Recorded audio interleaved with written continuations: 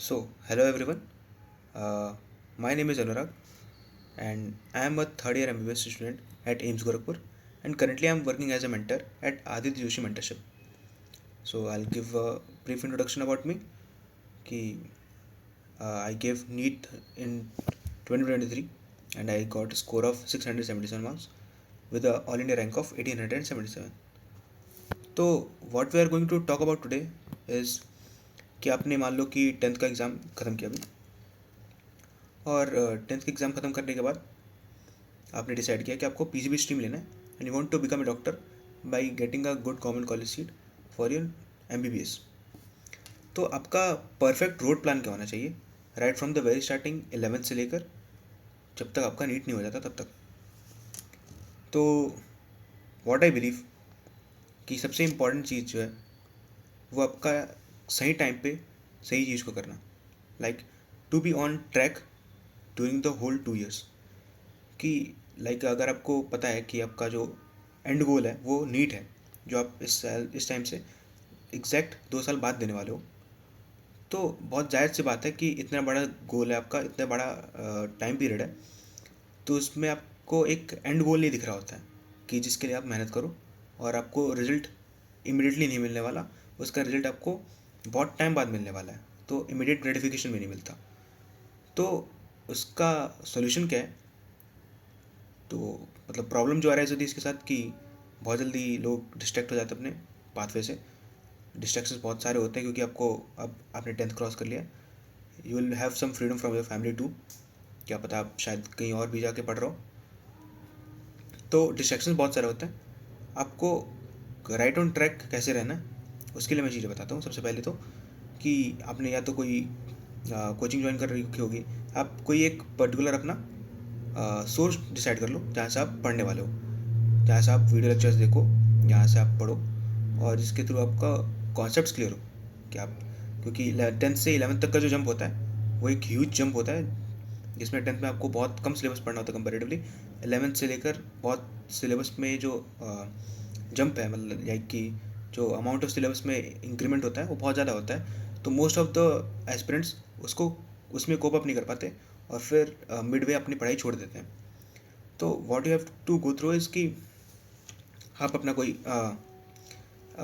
Coaching या फिर जहाँ से भी आप एक सोर्स डिसाइड करो जहाँ कि आपको कॉन्सेप्ट समझ आते हो, जहाँ से आपको वीडियो लेक्चर समझ आते हो, उस सोर्स को स्टिक करो through out your preparation. Like आपने अगर फिजिक्स के लिए एक फैकल्टी चूज़ कर ली, केमिस्ट्री के लिए चूज़ कर ली, बायो के लिए चूज़ कर ली, तो उसी चीज़ पर स्टिक करो right to the very end. अगर आप जितने ज़्यादा एक ही मटेरियल को, एक ही इंसान को ब्लाइंडली ट्रस्ट करके उसको बार बार गो थ्रू करके जितना आप ज़्यादा रिवाइज करोगे उनके पढ़ाई हुई चीज़ों को, उतना बेटर आप रिटेन कर पाओगे और उतना बेटर आप परफॉर्म कर पाओगे।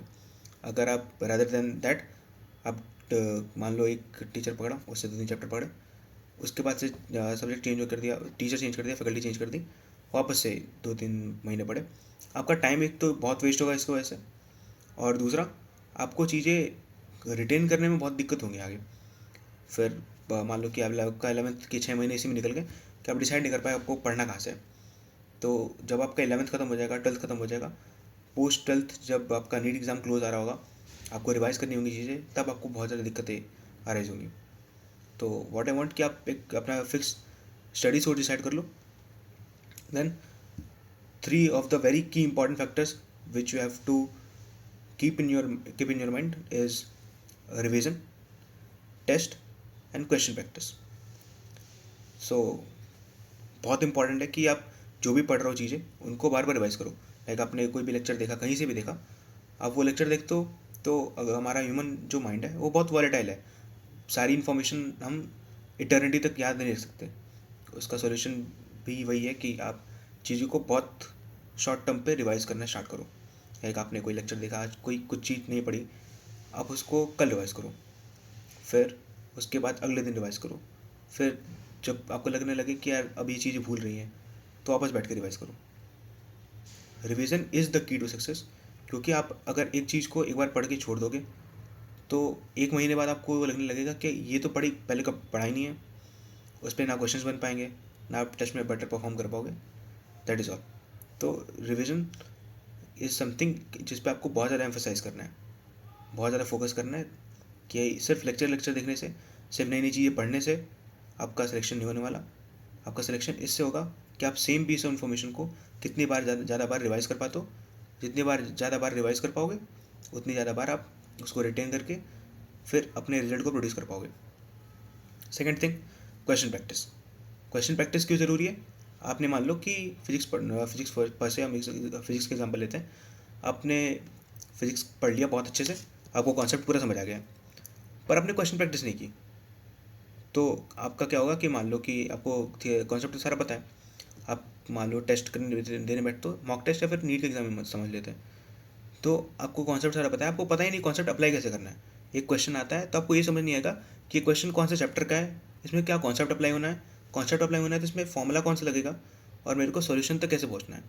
अब क्योंकि आपको पता है कि नीट में टाइम कम होता है कंपेरेटिवली एक क्वेश्चन पर, तो आपके लिए बहुत मुश्किल हो जाएगा फिर कि अब सारे कॉन्सेप्ट्स को याद करके उस टाइम पे अप्लाई करना। तो that's why we tend to solve ample amount of questions, कि आप जितने ज़्यादा क्वेश्चन सॉल्व करोगे आपका थिंकिंग एबिलिटी और इम्प्रूव होगी। उसके वजह से आपका जो वे ऑफ अप्रोच है टुवर्ड्स द क्वेश्चन वो आपको चीज़ें समझ आएंगी। कि आपको सबसे पहली बात कि आप क्वेश्चन पढ़ते हो, आपको डिसाइड करना होता है कि ये कौन से चैप्टर का है। चैप्टर पता चल गया, ठीक है, अब इसमें कौन सा टॉपिक अप्लाई होगा, कौन सा कॉन्सेप्ट अप्लाई होगा और कौन सा फॉर्मूला अप्लाई होगा।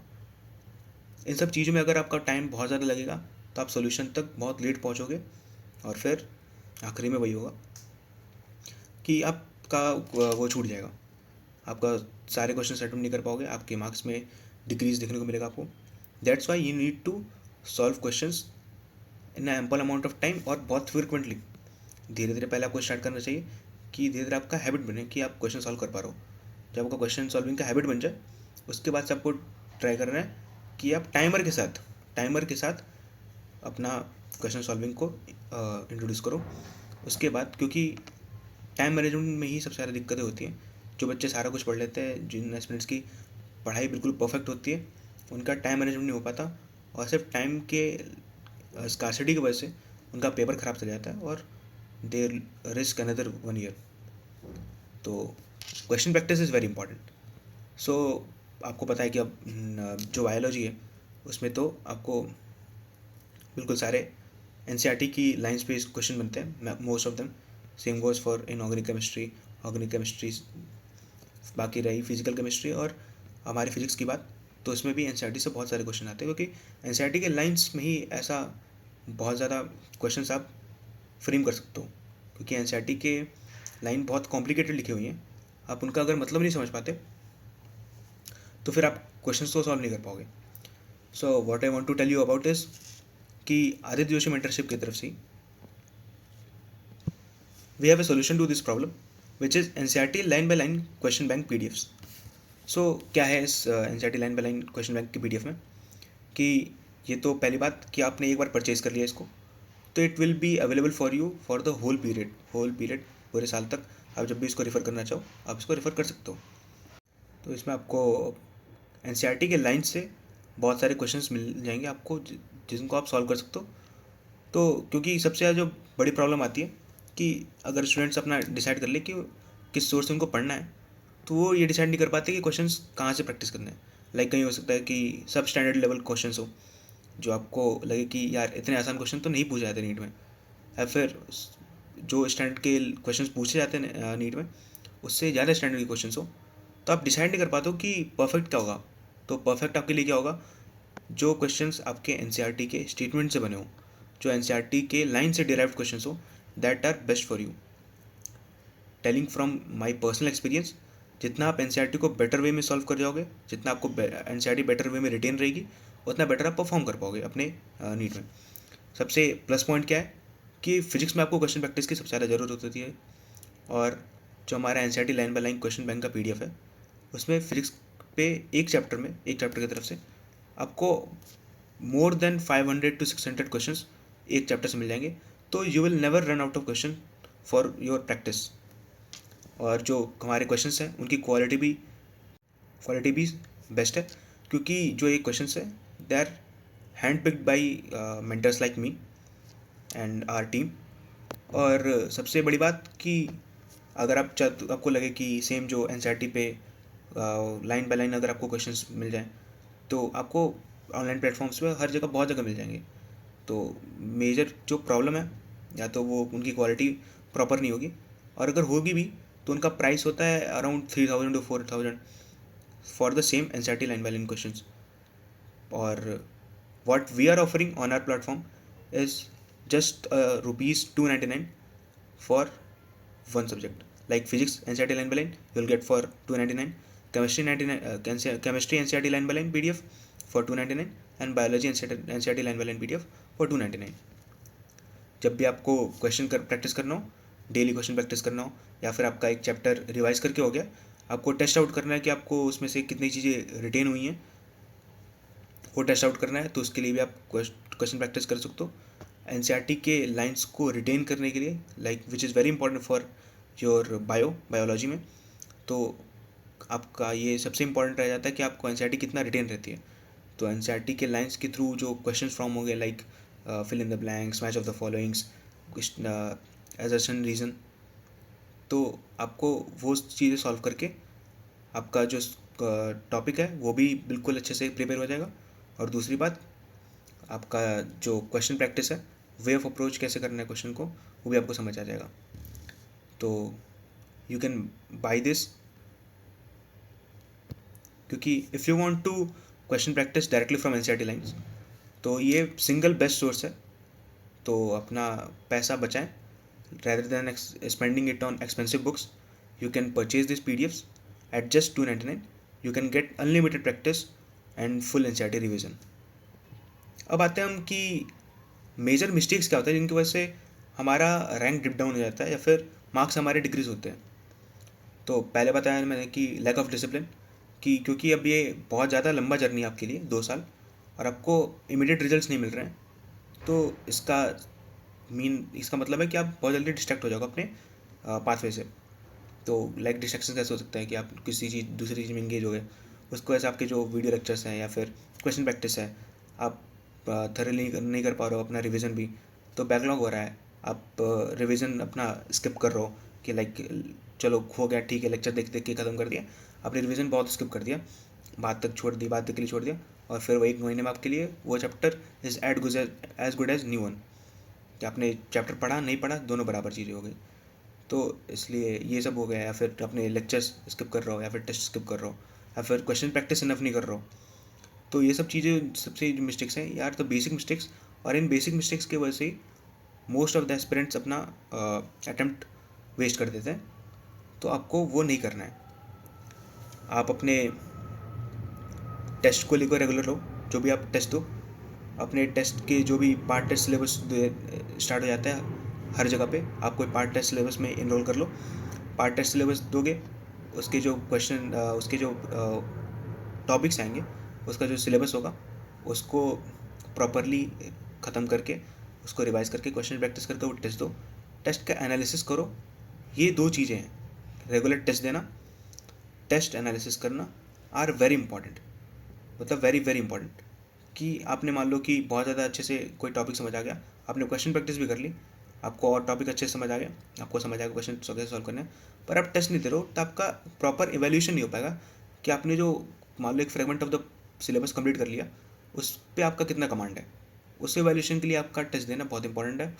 और फिर टेस्ट का एनालिसिस इतना ज़रूरी क्यों है, क्योंकि आप जब तक टेस्ट का एनालिसिस नहीं करोगे, तब तक आपको समझ नहीं आएगा आपने गलतियाँ की तो कहाँ की, वो गलतियाँ किस वजह से हो रही हैं। आपको कॉन्सेप्ट नहीं आता था, आपने कोई सिली मिस्टेक कर दिया, या फिर आपको कॉन्सेप्ट आता था, आप अप्लाई नहीं कर पाए।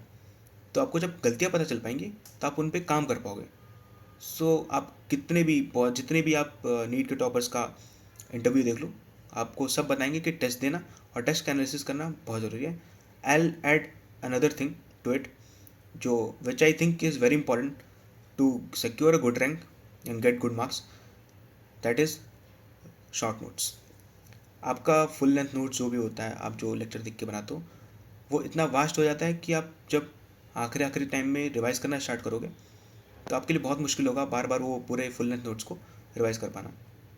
सो बेस्ट केस सिनेरियो कि जब आप टेस्ट दे रहे हो, वो अपना लेक्चर ख़त्म कर रहे हो, नोट्स बना रहे हो, जब आप नोट्स का रिवीजन कर रहे हो, साथ साथ में शॉर्ट नोट्स बना लो।